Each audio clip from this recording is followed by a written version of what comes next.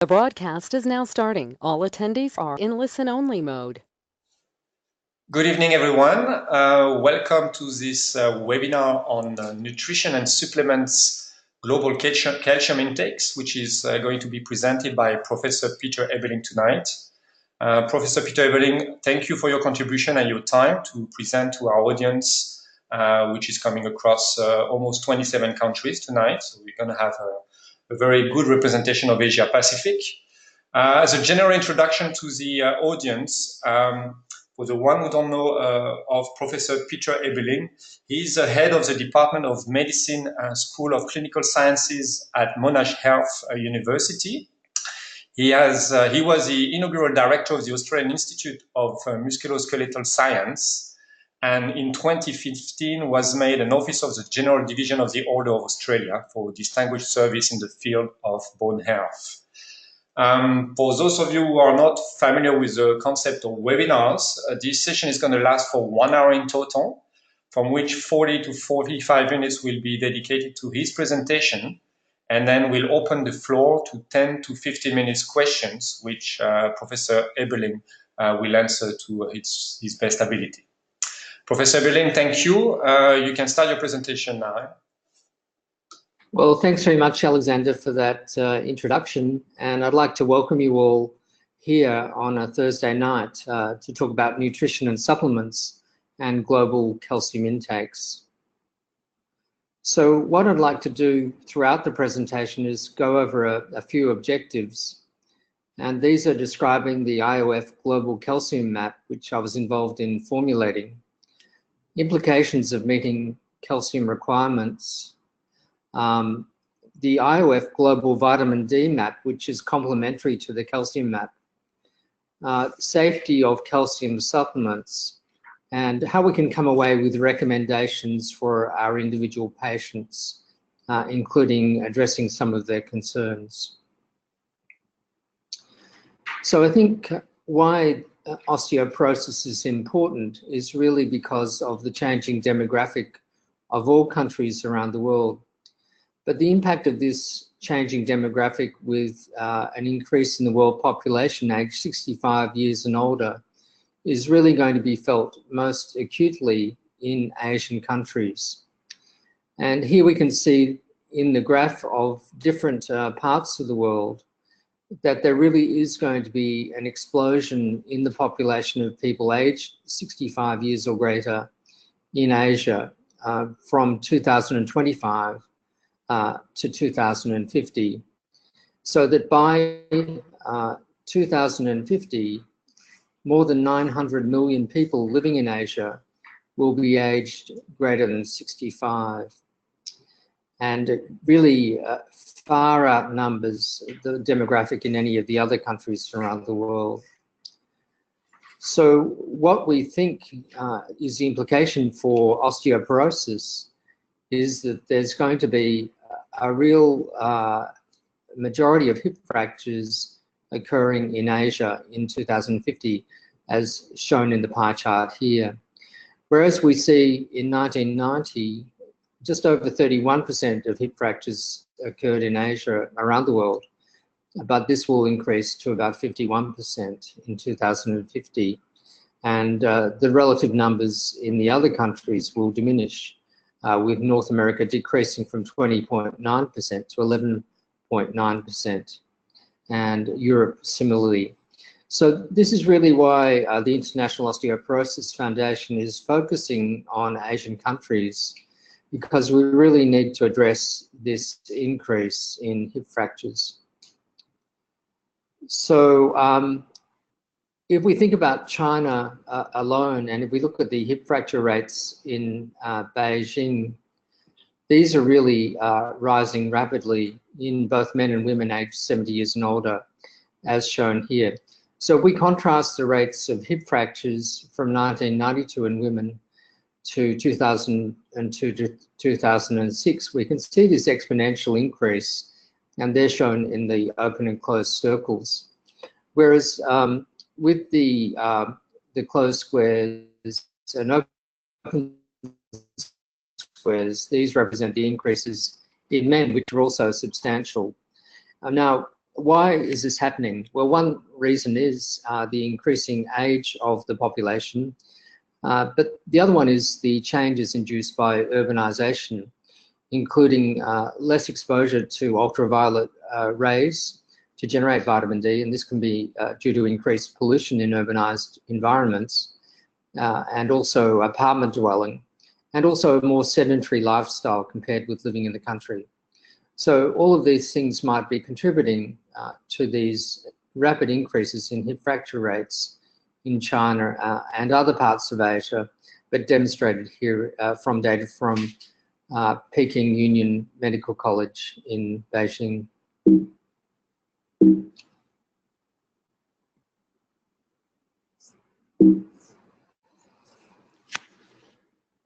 So I'll just go on to the next slide, which talks about calcium homeostasis. And here we can see that of the calcium absorbed every day, it comes in from the intestine, from the diet, and the average diet is 0.5 to 1.5 grams of calcium a day. And the absorption of about 0.25 to 0.5 grams of this load either comes under the direct influence of 125D, and this is of course stimulated by parathyroid hormone. Then there's also getting into the extracellular calcium pool, resorption from bone, again under the influence of parathyroid hormone and vitamin D, which contributes to circulating calcium levels. And then there's excretion in the kidney, which reabsorption is controlled by parathyroid hormone, limiting calcium excretion in the kidney. And then there's intestinal excretion of calcium as well. So really it's this interaction between the intestine, bone and kidney, as well as parathyroid hormone and vitamin D, that determines the calcium balance and serum calcium level. Now, these are data from Chris Nordin and Bullimore, published many years ago in The Lancet.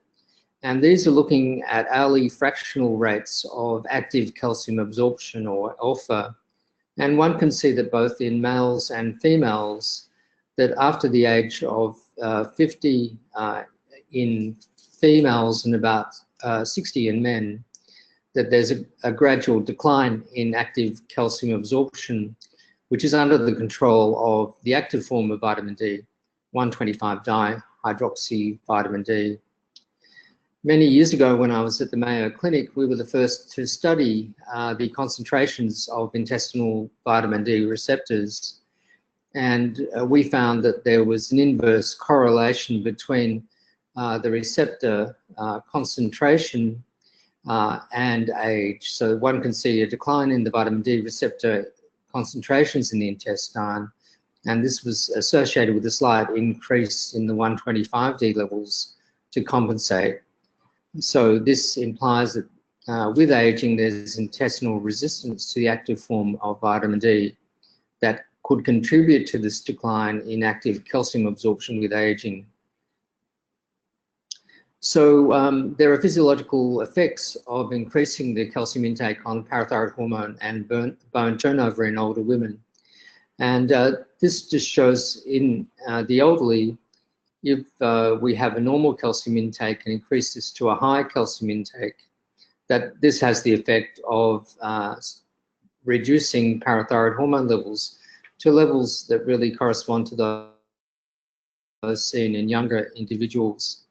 In addition, a bone resorption marker, urine pyridinoline over creatinine, was also reduced concomitant with the reduction in parathyroid hormone levels. So this is one way we think increasing the calcium intake can be effective in reducing bone resorption and parathyroid hormone levels. And we can see that there is a variability in recommended calcium intakes in milligrams per day around Asia and in the United States and Canada, as shown here. Now, the ranges differ for postmenopausal women and adults generally, but if we concentrate on postmenopausal women, you can see that the range is from 600 milligrams a day in India to 1,200 milligrams a day in the United Kingdom and the USA and Canada and Australia. And the levels are slightly lower in South Korea at 700 milligrams a day and 650 milligrams a day in Japan and 1,000 milligrams a day in China and Malaysia. So how many people are meeting these requirements in the different countries? We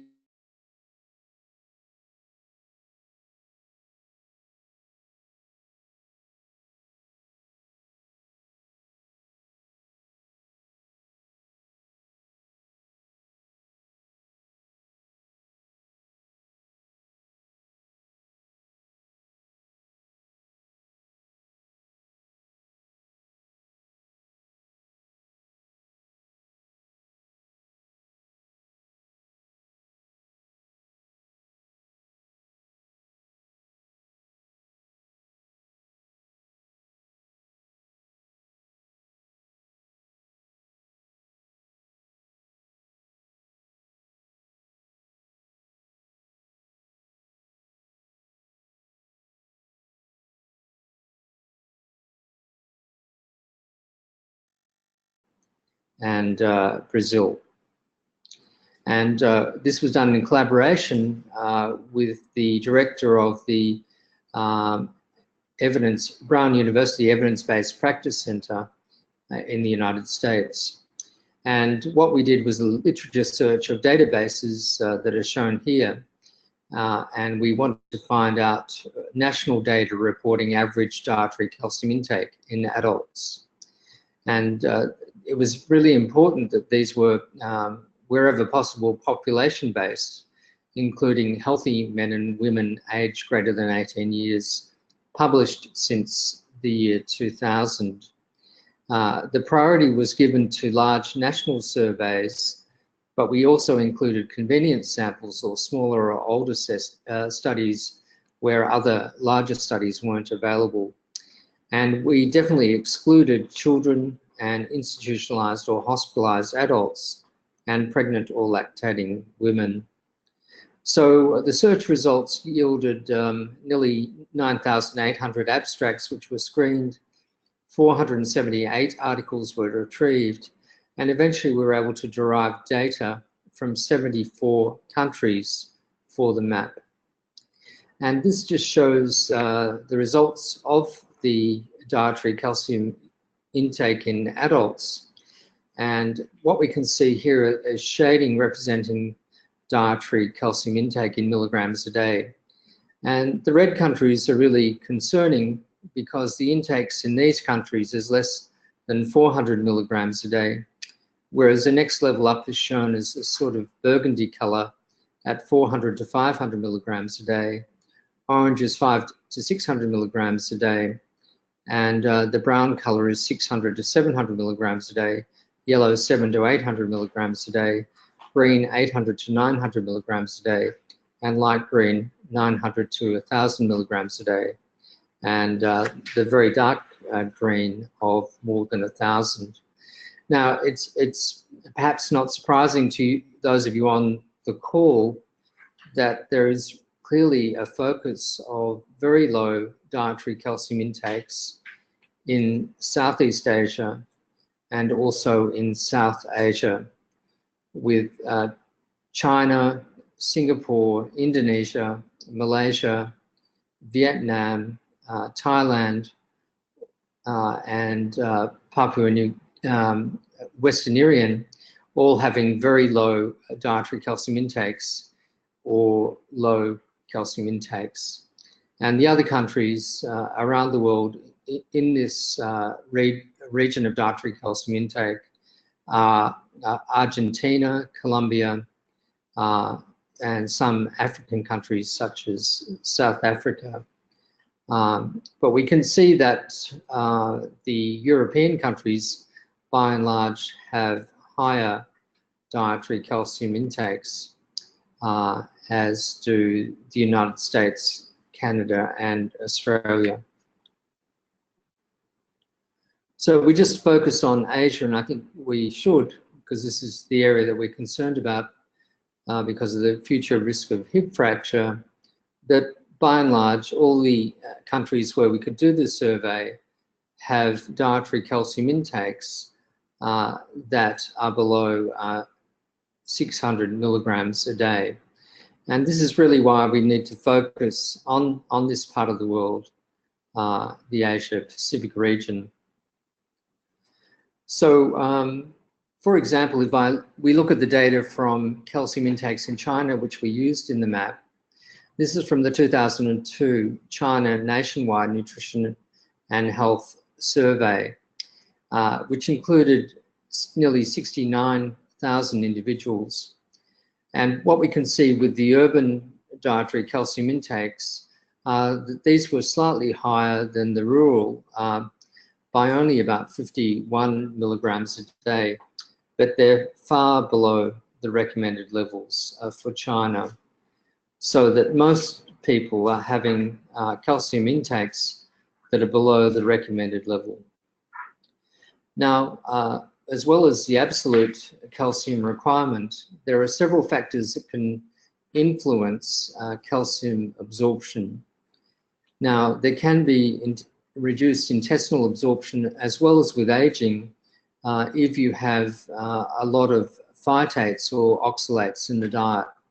And phytates are particularly found in some of the foods that are used in the Asian diet. So there's perhaps an effect on reducing intestinal calcium absorption from the types of food that are prevalent in Asia. In addition, there can be increased intestinal absorption with protein, glucose, and bicarbonate. But also there's increased calcium excretion in the urine with sodium. And sodium is often a major component of foods in Asia. And also caffeine and protein can increase urinary calcium excretion. Now, if we look at the sodium intake in China compared with Japan and USA, this is very interesting because what it does demonstrate is that particularly in Chinese females, the dietary sodium intake is nearly twice that or more than twice that seen in the United States and more than that is seen in Japan. And this is present for all of the ages studied. In addition, in men, the Chinese male sodium intakes are higher than those in the USA and Japan for all the age groups studied. So this has the potential of increasing urinary calcium loss. So what are the implications of meeting the daily calcium requirement? Well, I think this is an interesting study from the Korean NHANES data of adults aged greater than 50 years. Now, in this study, the top panel is shown serum PTH, and then we have different levels of vitamin D shown of less than 50 nanomoles per liter in the left part of the image, 50 to 75 in the middle, and greater than 75 on the right. Now, these are then each part of this vitamin D cohort is then sort of split up according to the dietary calcium intake into quintiles. So we have the lowest quintile of calcium intake and then the top quintile. And in this study, 80% of Korean adults consume less than the South Korean RDA of 700 milligrams a day. And higher calcium intake was associated with lower PTH and higher femoral neck BMD, and also higher spinal bone density at all the vitamin D levels studied. And importantly, even if you increased the vitamin D levels to above 75 nanomoles per liter, this difference in femoral neck BMD and serum PTH wasn't changed. So this means a low dietary calcium intake cannot be compensated for by high serum 25D. Now, we did a cohort study in Melbourne, which looked at about 42,000 men and women who were followed for 12 years.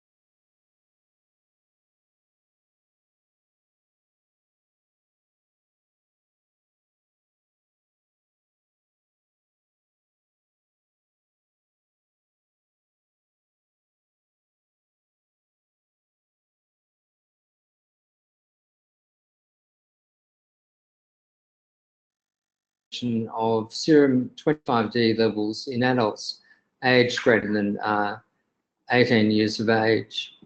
And what we did here again was to look for national surveys indicating average vitamin D levels in different parts of the world. And again, what we can see here is that on the data that we had available at the time this was published now 6 years ago, that several parts of Asia also had low vitamin D levels. And one can see in particular China and India and parts of Indonesia and Malaysia having levels that were about 25 to 49 nanomoles per litre. So again, this combination of low vitamin D levels and low dietary calcium intakes is adverse for bone. Now, what we can do to try and get over this problem of low calcium and vitamin D is to give calcium and vitamin D. And several meta-analyses have been done on this in the past. And this one, for example, done by Tang, published in The Lancet, shows that there can be an overall decrease, small decrease in fractures by 13% with the combination of calcium and vitamin D. Now, this contrasts with another meta-analysis performed late last year in December, which is by a Chinese orthopedic surgeon looking at the combination of vitamin D and calcium supplementation on fractures in community-dwelling adults greater than 50 years. And this showed no benefit of calcium and vitamin D in this population at reducing fractures. But I think there were some flaws with this meta-analysis because it did include the record study, which was really a study of calcium, vitamin D, or calcium and vitamin D, looking at secondary and not primary fracture protection. And it also included the Women's Health Initiative, which was really the largest study included and would have had the largest effect size and used a suboptimal vitamin D dose of 400 units a day. And it did exclude the Chapoy 1 and 2 studies, which were done in the institutionalized elderly. And these have shown the greatest benefit of calcium and vitamin D. And these are this is just to remind you of the Chapoy study, which was about 3,300 women with a mean age of 84 living in nursing homes and apartments in France, who were randomized to 1.2 grams of calcium and 800 units of vitamin D or placebo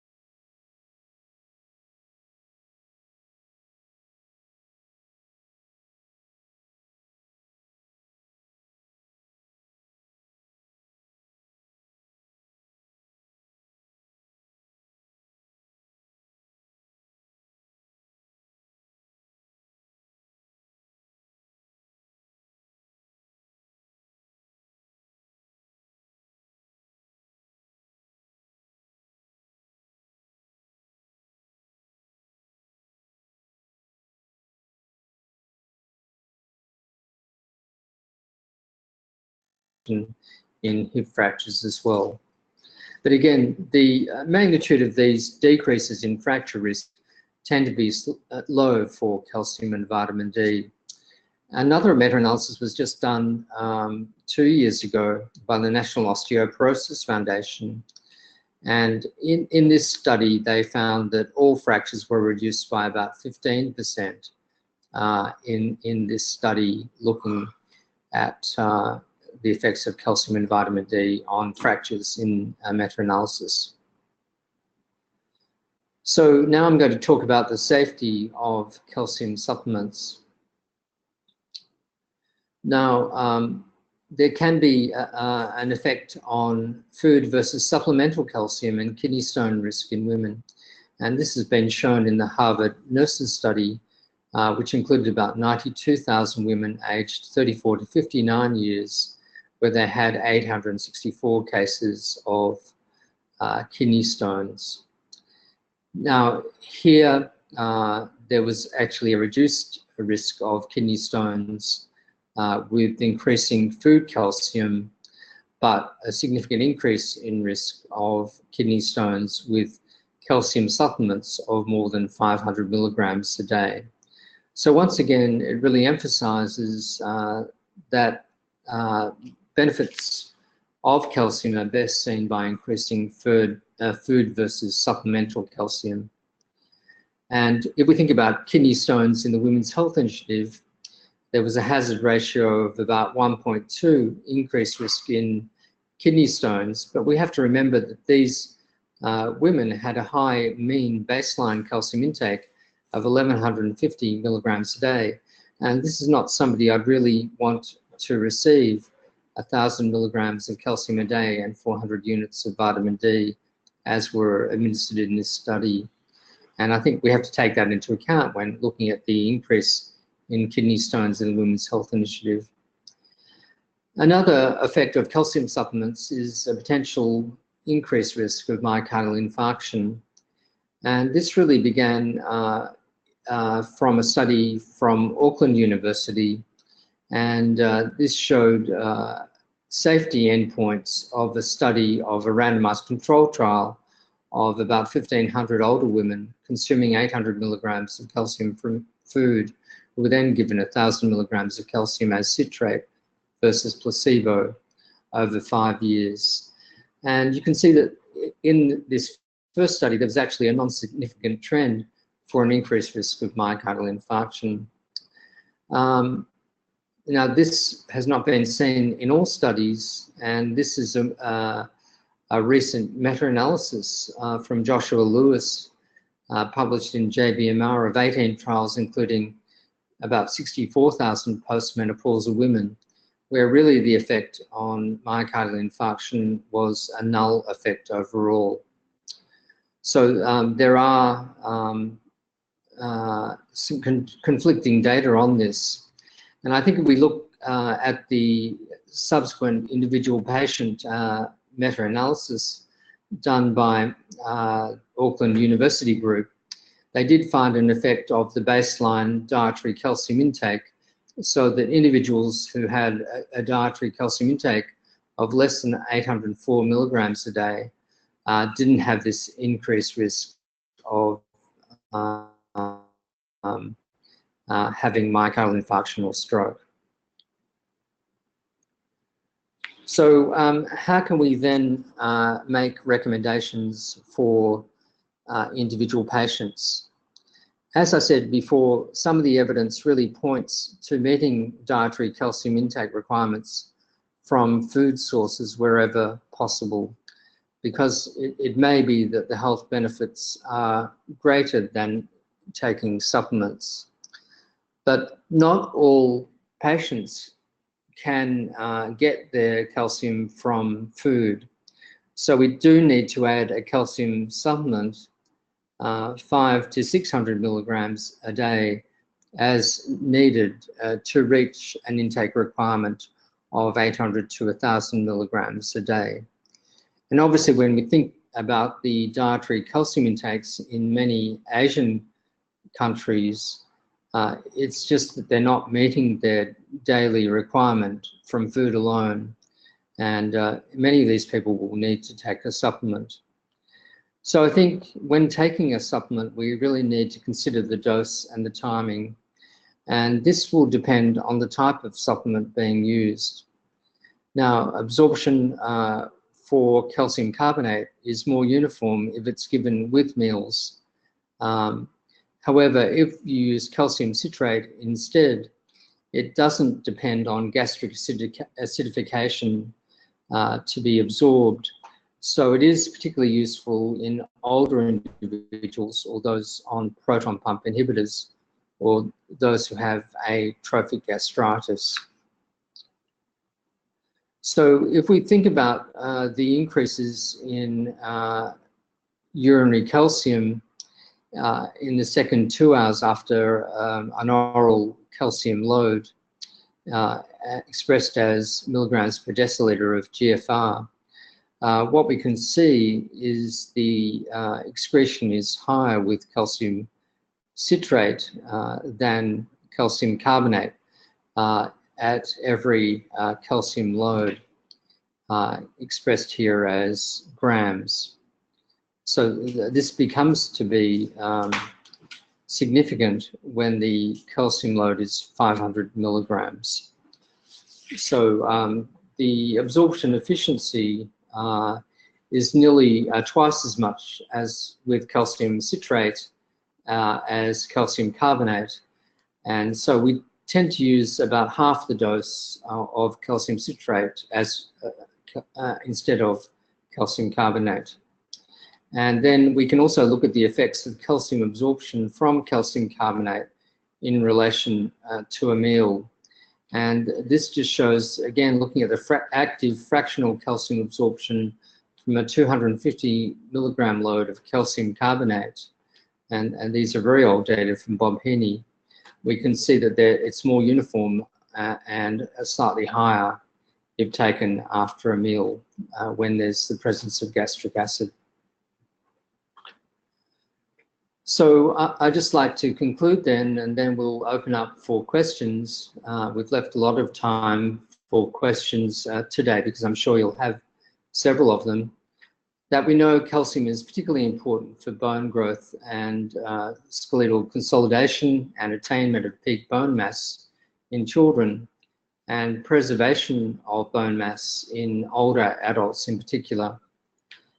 An inadequate calcium intake will cause parathyroid hormone-induced bone resorption and bone loss over time.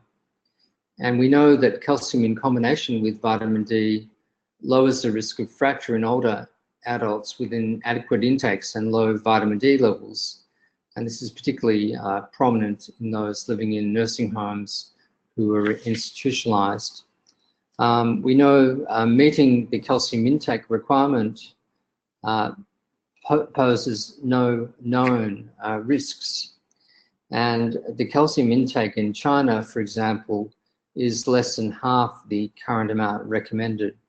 And we think this is having an adverse effect on bone health, particularly when combined with the prevalence of low vitamin D levels in China and other countries in Southeast Asia and Southern Asia.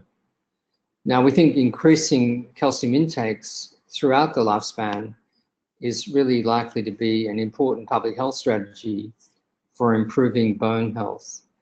And I think we need to work together with government agencies to promote an increased dietary calcium intake in many countries in Southeast Asia and Southern Asia, particularly because of the aging of the population and the increase in risk of hip fractures, which will become an epidemic in Asia by 2050, unless we do something now to try and have a public health approach to minimizing bone loss and preserving bone health in the elderly.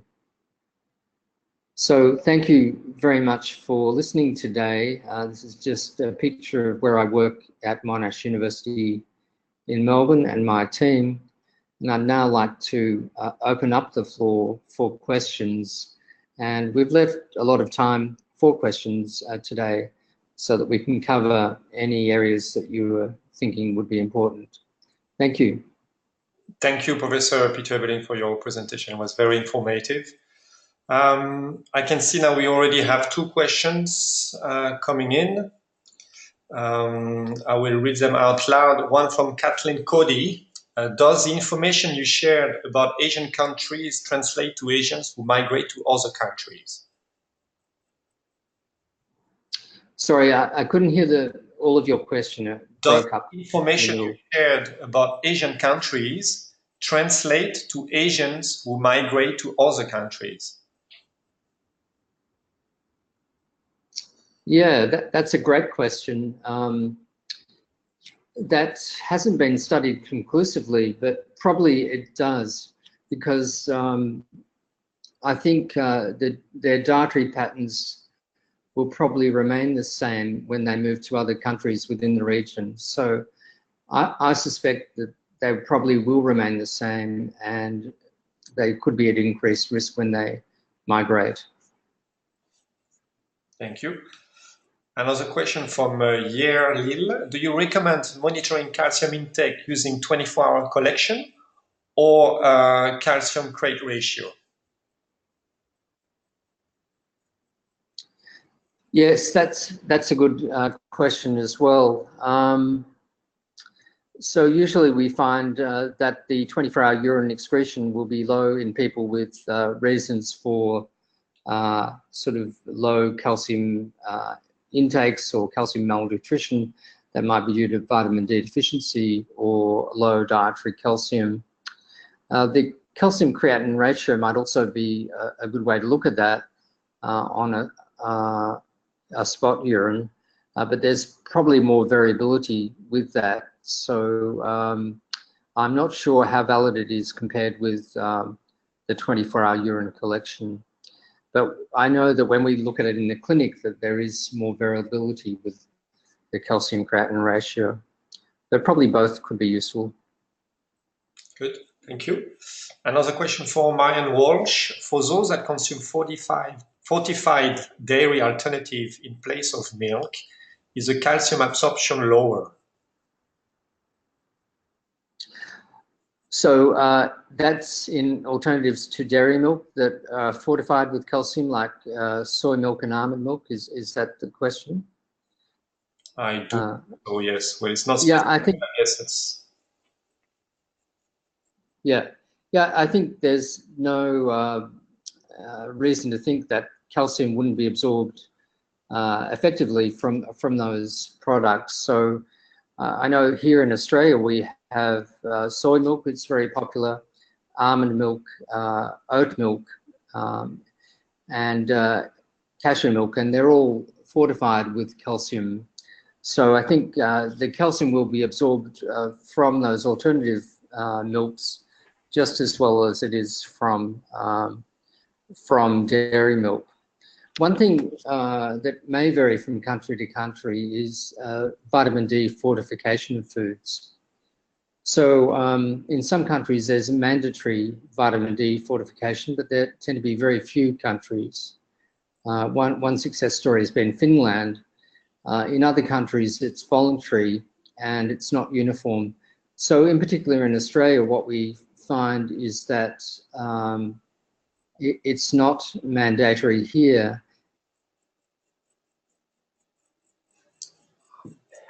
That are fortified with vitamin D, and margarine is also fortified with vitamin D.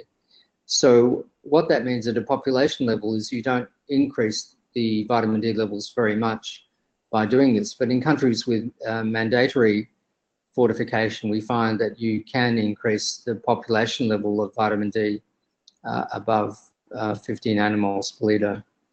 So yeah, I think it's very interesting to think how supplementation of food or fortification of food can really be a good population-based strategy if you fortify the correct foods for the country involved. Thank you. Controversial question from Peter Burkhardt. Is there an explanation why mortality is lower in high calcium intake as reported by CAN? Yes, well, that's a very good question. it may be that people who have a high, say, dairy intake, which would be the major source of food from our study, could have a healthier lifestyle. So it's not clear, or it could be the protein in the milk, meaning that they've got better nutrition and that they're not prone to getting infections and other adverse health outcomes associated with poor protein nutrition. So I think all of these things are possible confounders when you do a cohort study like this one. And we really don't know the reasons. We haven't shown causality because it's a cohort study. It's just an association that we found. Another question here I have. How do you relate to vitamin K2 and calcium body homeostasis via its action on calcium inhibitors and bone promoting factors, especially in postmenopausal women group and chronic kidney disease patients? I don't know if you can read the question. It's quite a long one. Yeah, well, I think yeah, I think you did well to read that, but I think vitamin K2 is very interesting because, as we know, higher vitamin K2 intake alters the carboxylation of osteocalcin, which is an important bone matrix protein, and it could alter the bone quality by doing that. It also may have an effect on reducing vascular calcification. So I think we want to find out more about vitamin K2. And if we look at bone density studies, it doesn't really do a lot to bone density giving vitamin K2, but it may be that it alters bone quality. So by altering the bone matrix properties that we can't measure yet, that it may exert a beneficial effect through improving bone quality. But I think we need to study vitamin K2 and its effects on bone more. And of course, there aren't any randomized control trials with fractures as an outcome showing that vitamin K2 is effective there. But I think that was a very good question because we didn't really cover vitamin K2 in this talk today, but maybe we should in the future. Thank you. Another question from Olli Simonen from Finland. Is it possible to compensate high intake of sodium by increasing intake of calcium? What is relation of intakes dose response? Sorry, I just couldn't hear the first part about Finland. Is it possible to compensate high intake of sodium by increasing intake of calcium? Yes, well, yeah, the main way that sodium has an adverse effect on calcium homeostasis is to increase calcium excretion. So one could overcome that by increasing dietary calcium intake. Whether or not this might increase your risk of kidney stones is debatable, but that would be one way of overcoming it. So yeah, that is true. Another question here. Could you comment on other nutrients that are important to bone health and fracture prevention? Yes, so I think the main nutrients that have been studied are calcium and vitamin D. And vitamin K2, as we mentioned before, hasn't been studied as well. We don't know what other supplements whether they have beneficial effects on bones. So there are other minerals that may perhaps strengthen bone, and boron is one that's a possibility. Certainly strontium is another one. And then other minerals can have adverse effects on bone, such as cadmium. So I think we really need to find out more about these other nutrients that can affect bone.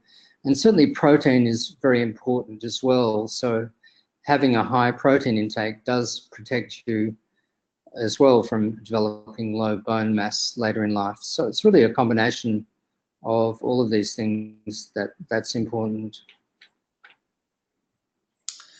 Thank you, Professor. I think that was the last question we received from the audience. So unless someone else has a question. Yeah, I think. Yep, sorry. Yeah, I think I can see another question there that has asked me, why are dietary calcium intakes low in some of these Asian countries in Southeast Asia and Southern Asia? And I think it can be explained partly by widespread lactase deficiency in these countries. So really, most countries in the world have a high incidence of lactase deficiency, apart from northwestern Europe, and that's because the genetic cause of lactase deficiency is very widespread, and it just seems that these countries where they bred cows in the past, they developed this gene to help them absorb the calcium from milk. So I think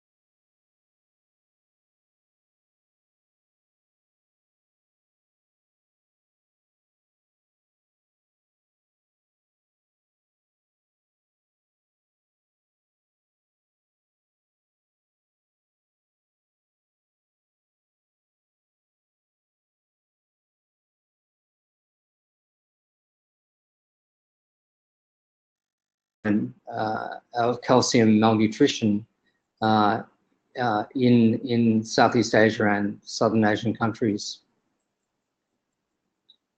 Great, thank you.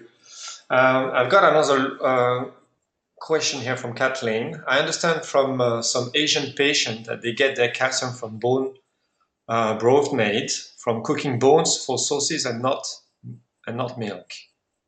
Yeah. So yeah, bone broth, I suppose you would call that. Yeah, and I think definitely that would be a way of getting calcium. If you boil up the bones and the calcium comes out of them, that would be a good way of getting it. So I think I don't think the studies have looked at the bioavailability of calcium from that source, but I think there's no reason to think it wouldn't be absorbed just as well as from other more conventional foods containing calcium. I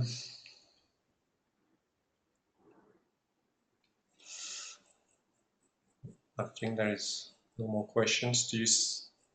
Oh yes, another one from Oli Simonen. Does vitamin K2 have any role in calcium metabolism? In calcium metabolism, yeah, I'm not sure about that, whether it would act as a cofactor in any form of influencing any of the steps of calcium absorption or calcium excretion or parathyroid hormone action. I think it's going to have more of an effect on bone quality, as I said before. So yeah, I don't know of any evidence showing it would influence any of the calcium kinetics we've talked about before, unless anybody else did. Thank you. Well, I guess that leaves us with the last question for the evening. Professor Ebeling, thank you very much for your time. Just wanted to remind the audience that when you're going to leave the webinar, there will be a short post survey after this webinar. You're more than welcome to answer the 5 questions that will be asked. The webinar will be made available also on the IWF website within the next 48 hours, and feel free to pass it across your colleagues that could not attend the sessions tonight. Thank you for joining us tonight, Professor Ebeling. Thank you for your time and your contribution. It was very much appreciated. I wish you all a very good evening. My pleasure. Good evening, everybody. Have a good evening.